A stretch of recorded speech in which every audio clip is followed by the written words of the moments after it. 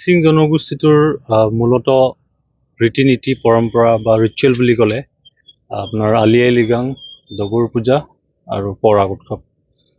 তো এতিয়া আমি ডবুৰ পূজাটো আমি 2015 চনৰ গোগামুখ ৰুবাং তাৰমানে গোগামুখ ঘোষণা পত্ৰ মতে অনুসৰি সমগ্ৰ মিচিং সমাজত জেঠ মাহৰ 15 তাৰিখে অনুষ্ঠিত কৰা হয়।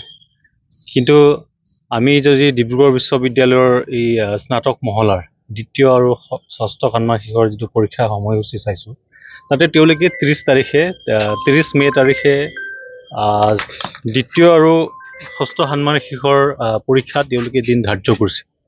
গতিকে আগতে ডবুৰ পূজা অসম চৰকাৰৰ দ্বাৰা ৰেষ্ট্ৰিক্টেড হলিডে দিয়া হৈছিল, কিন্তু বৰ্তমান নাই সেই সূচীত।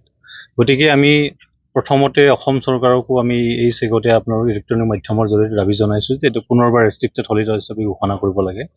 আৰু অহা যি 30 মে' তাৰিখে ডিব্ৰুগড় বিশ্ববিদ্যালয়ৰ অন্তৰ্গত মহাবিদ্যালয়সমূহৰ স্নাতক মহলাৰ দ্বিতীয় আৰু ষষ্ঠ ষান্মাসিকৰ যি পৰীক্ষাৰ দিন 30 মে' তাৰিখে তেওঁলোকে দিন ধাৰ্য কৰিছে, সেই দিনটোক পিছুৱাবলৈ বা আগুৱাই যি ধৰণে কৰিব পাৰি দিনটো যদি সলনি কৰিব পাৰিলে ভাল বুলি ভাবোঁ। আৰু আমিও TMPKৰ তৰফৰ পৰা তেওঁলোকক ডিব্ৰুগড় বিশ্ববিদ্যালয়ৰ কৰ্তৃপক্ষক দাবী জনাইছোঁ, পৰীক্ষা নিয়ন্ত্ৰক বৰ্ডক তেওঁলোকক আমি দাবী জনাইছোঁ যে 30 তাৰিখৰ দিনটোক তেওঁলোকে যাতে আমাৰ মিচিং ছাত্ৰ ছাত্ৰীসকলক যাতে ৰেহাই দিয়ে।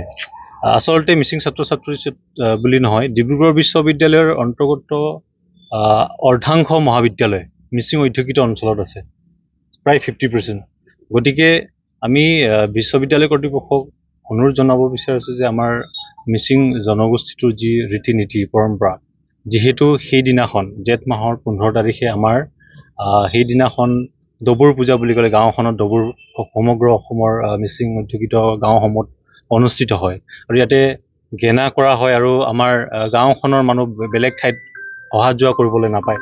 যদিও কোনোবাই তাতে অহা যোৱা কৰে তো ফাইন দিয়া হয়। আগতে বহুত কঠোৰ নিয়ম আছিল, কিন্তু বৰ্তমান শিথিলতা কিছু আনি পেলাই সেই ক্ষেত্ৰত অহা যোৱাৰ ক্ষেত্ৰত কিছু নৰম হৈছে। তথাপিতো আমি গাঁওখনৰ যিসমূহ লোক আছে বা আমাৰ সেইদিনাখন আমাৰ ছাত্ৰ ছাত্ৰীসকলে গাঁওখনৰ পৰা ওলাব নোৱাৰিব, তেওঁলোকে এই ৰিচুৱেলত অংশগ্ৰহণ কৰিব লাগিব, গাঁওখনৰ পৰা ক'লৈকো ওলাই যাব নোৱাৰে।